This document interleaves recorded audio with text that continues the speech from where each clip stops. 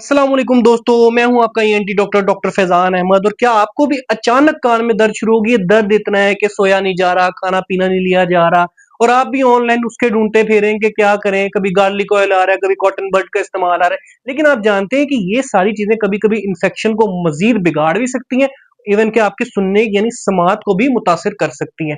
तो आज की वीडियो में हम बात करेंगे कान के दर्द होने की क्या क्या वजूहात हैं, इस सूरत हाल में क्या इलाज करना चाहिए और इस दर्द को कैसे कंट्रोल करें। और वीडियो के एंड पर मैं वो गलती जरूर बताऊंगा जो लोग हम मुसलसल करते हैं, जिसकी वजह से दर्द हमारा बेहतर नहीं होता। तो वीडियो को एंड तक जरूर देखिए। आइए वीडियो का आगाज करते हैं। तो सबसे पहले एक मिथ क्लियर करते हैं, क्या हर कान का दर्द इन्फेक्शन होता है? जी बिल्कुल नहीं। कान का दर्द या तो कान के अंदर होता है, या कान के बाहर होता है, या फिर दांत या गले के किसी मसले की वजह से कान में दर्द आ रही होती है। तो हर दर्द पे कान के एंटीबायोटिक या एयर ड्रॉप खुद से शुरू कर लेना कोई समझदारी का काम नहीं है। अब वजूहात के ऊपर बात कर ले तो सबसे पहले मिडल ईयर इन्फेक्शन, जो बच्चों में बड़ा आम है। बच्चों में नजला जुकाम, गला खराब होने के बाद जो जर्म्स हैं वो गले से एक ट्यूब के जरिए, एक नाली के जरिए मिडल ईयर तक आ जाते हैं। वहां पे आके वो पस क्रिएट करते हैं। जर्म्स जो है वो पस फिर कभी कभी इतना प्रेशर बढ़ा देती है कि बच्चा फिर कान को हाथ रख के रोता है, कान बार बार खींचता है, उसकी समात सुनने की भी कम हो जाती है, उसको तेज दर्द हो सकता है कान में, उसको बुखार भी हो सकता है। फिर ये कभी कभी प्रेशर इतना बढ़ जाता है कि पर्दा फट जाता है और कान से रेशा निकल जाता है। ऐसे में फिर पेरेंट्स समझते हैं कि जी मसला खत्म हो गया, पस निकल गई, दर्द खत्म हो गया, लेकिन इस मौके पर भी बच्चे को इलाज की जरूरत होती है उस इन्फेक्शन की। फिर दूसरी बड़ी वजह है आउटर ईयर इन्फेक्शन, यानी कान के बाहर वाले हिस्से की जिल्द की सोजिश। इसमें क्या होगा कि जो लोग ज्यादा तैराकी करते हैं, स्विमिंग करते हैं, या बार बार कान में जिनके पानी जाता है, या बार बार कान की सफाइयां करते हैं, उन लोगों में इस चीज का चांसेस ज्यादा होते हैं। इसमें अलामत क्या आती है? शदीद दर्द कान में होती है, कान को हाथ लगाने पर भी दर्द होती है, समात कम हो जाती है, सोजिश हो जाती है जिल्द की बार बार, और रेशा भी आ सकता है। ऐसे केस में कान को जो खींचा जाए देखने के लिए, कुछ पकड़ा जाए तो शदीद दर्द आती है। तो फिर इस केस में आउटर इन्फेक्शन का शुबा भी किया जा सकता है कि शायद ओटाइटिस एक्सटर्ना जैसी कंडीशन है। फिर तीसरी वजह कान की मैल यानी एयरवैक्स। एयरवैक्स कोई गंदगी नहीं है, ये कान की नेचुरल प्रोटेक्शन है। ये कान को डस्ट और जर्म से बचाता है। लेकिन मसला तब आता है जब ये ज्यादा बनने लग जाए, कान को बंद कर जाए। और इंटरेस्टिंग बात ये है कि ऐसे केस में कॉटन बड ज्यादा काम खराब करते हैं, क्योंकि कॉटन बड मारने से ये बाहर नहीं निकलती, बल्कि इसको मजीद आगे ये पुश कर देते हैं, आगे कर देते हैं पर्दे के पास।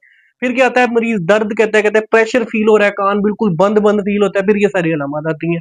फिर एक वजह है फॉरेन बॉडी यानी बैरूनी चीज। बच्चों में ये बहुत कॉमन है। बच्चे आमतौर पर रबड़, कागज का टुकड़ा, पेंसिल का कोई टुकड़ा, इसके अलावा चावल का दाना, गंदुम का दाना, या कोई इवन के बैटरी सेल भी, ये सारी चीजें कानों में डाल देते हैं। अगर तो एक साइड से गंदा बदबूदार डिस्चार्ज आ रहा हो, या एक साइड पकड़ के बच्चा रो रहा हो, तो अपने ईएनटी डॉक्टर को जरूर दिखाएं, क्योंकि ऐसे केस में लोग अक्सर बच्चे बटन सेल भी डाल लेते हैं, जो एक इमरजेंसी है। फिर ear drum perforation. Ear drum perforation है क्योंकि कान का पर्दा बहुत नाजुक होता है। बहुत ज्यादा ऊंची आवाज से, कॉटन बड को ज्यादा यूज करने से, या बहुत ज्यादा दोस्त का कोई थप्पड़ लग जाए तो उससे कान का पर्दा फट सकता है। फिर इससे कोई अचानक शदीद दर्द शुरू हो जाएगी, कान से पानी या खून भी आ सकता है। इसके अलावा कान में शदीद दर्द की समात अचानक से कम हो जाएगी, कान से सीटियों की आवाज भी आ सकती है। ऐसे केस में खुद से ईयर ड्रॉप स्टार्ट करने नहीं शुरू कर देना चाहिए।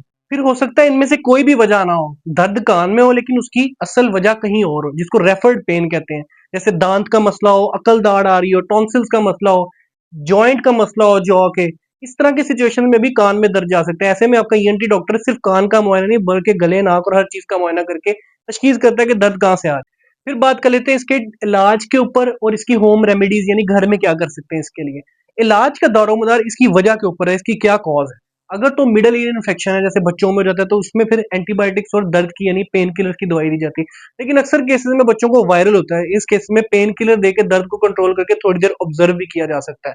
फिर अगर दूसरी वजह आउटर ईयर इन्फेक्शन है, तो ऐसे केसेस में एंटीबायोटिक्स दी जाती है, और एंटीबायोटिक के कान के कतरे यानी एयर ड्रॉप्स दी जाते हैं, और कभी कभार इनमें एंटी फंगल यानी उर्ली के ड्रॉप्स भी दिए जाते हैं। और इस सिचुएशन में कान को प्रोफेशनली सफाई की भी जरूरत होती है। ऐसे केस में कान को खुश्क रखना बहुत जरूरी है। फिर अगर तो कान में मैल यानी ईयर वैक्स है, तो उसका इलाज ये होगा कि उसकी सफाई की जाएगी। पहले डॉक्टर आपको कतरे देगा उसको सॉफ्ट करने के, नरम करने के मैल को, उसके बाद वो मशीन से, सिरिंजिंग से या सक्शनिंग से उसकी सफाई कर देगा। तो याद रखिए, कभी भी कॉटन बड, मैस्टिक या कोई कानों वाली पिन या बालों वाली पिन से कान की सफाई बिल्कुल मत करें, क्योंकि ये आपके कान को मजीद खराब करेगा। फिर घर में आप क्या क्या कर सकते हैं इस दर्द को रोकने के लिए? अपने डॉक्टर की हिदायत के मुताबिक, या फिर खुद से पैरासीटामोल ले सकते हैं, या पेन किलर कोई जो अपने डॉक्टर ने आपको हिदायत किया हो। इसके अलावा आप वार्म कंप्रेशन या गर्म चीज कोई 10-15 मिनट के लिए अपने कान पे रख सकते हैं, इससे दर्द में बहुत बेहतरी आएगी। अपनी हाइड्रेशन अच्छी रखें, यानी पानी ज्यादा पिए। इसके अलावा स्टीम यानी भाप लें, इससे क्या होगा कि जो नाली गले से कान को जोड़ रही है वो खुलेगी, और इससे भी प्रेशर में कमी आएगी, और प्रेशर बैलेंस होगा और दर्द में बेहतरी आएगी। सोते वक्त तकिया थोड़ा ऊपर रखें, थोड़ी गर्दन सर ऊपर रखने से भी प्रेशर कम होगा और बेहतरी आएगी। इसके अलावा अगर कान से डिस्चार्ज आ रहा है तो कान को बिल्कुल कोई चीज उसमें इस्तेमाल ना करें, कान को खुश्क रखने की कोशिश करें, उसमें पानी ना जाने दें। फिर कब इमरजेंसी सिचुएशन है जब डॉक्टर से राब्ता करना चाहिए? कान से पीप या खून मुसलसल आ रहा हो, ठीक ना हो रहा हो, कान के पीछे सोजिश हो रही है, साथ उल्टियां आने लग जाए, चक्कर आने लग जाए, कान से शां शां की आवाजें आने लग जाए, सीटियों की आवाजें आने लग जाए, बुखार बहुत तेज होने लग जाए, मुंह टेढ़ा होना शुरू हो जाए, इसके अलावा रेशे में बिल्कुल भी फर्क ना पड़े और इस तरह ही ज्यादा दर्द मजीद से मजीद बढ़ता रहे, ऐसी सिचुएशन में ईएनटी डॉक्टर से जरूर राब्ता करना चाहिए, क्योंकि ये आपके कान के मसले को बिगाड़ के आपके दिमाग तक ये मसला जा सकता है अगर आप इसको लंबे अरसे तक इग्नोर करेंगे। तो ये थी आज की वीडियो। उम्मीद करता हूँ वीडियो आप लोगों को पसंद आई और कान के दर्द के मुतालिक सब चीजें आपको पता लग चुकी होंगी। वीडियो पसंद आई तो चैनल को लाइक कमेंट और सब्सक्राइब जरूर करें। मिलते हैं अगली वीडियो में, अपना ख्याल रखें। अल्लाह हाफिज।